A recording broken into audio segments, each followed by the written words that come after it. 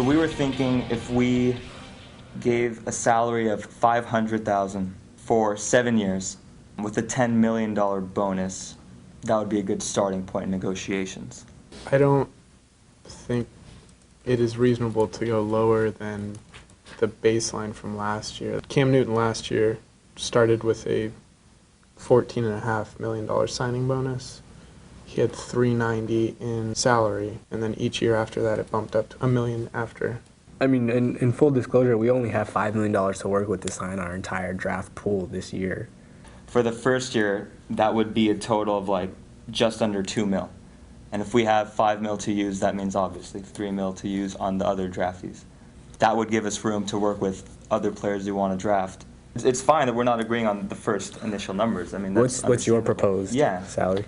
Our baseline would be Cam Newton. $14.5 million. Yeah, it's all guaranteed.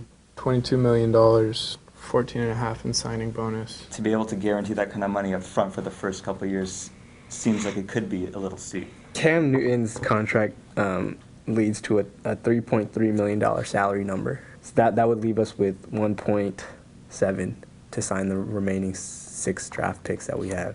And I don't know if that's exactly feasible. You're not going to be a Super Bowl team next year anyways. This is going to be a building process. I don't think it would be in your best interest, nor my clients, to have you not build him up as the star that you want him to be. But we want to get people, we want drafted players, we want youth, we want a new nucleus. Right.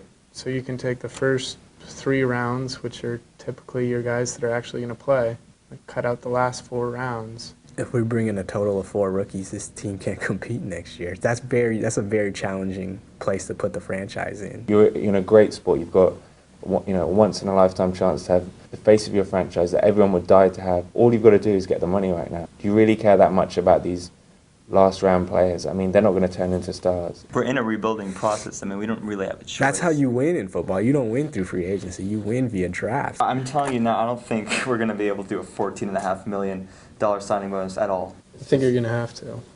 We need to figure out some kind of way where Andrew Luck's contract only commands $2 million.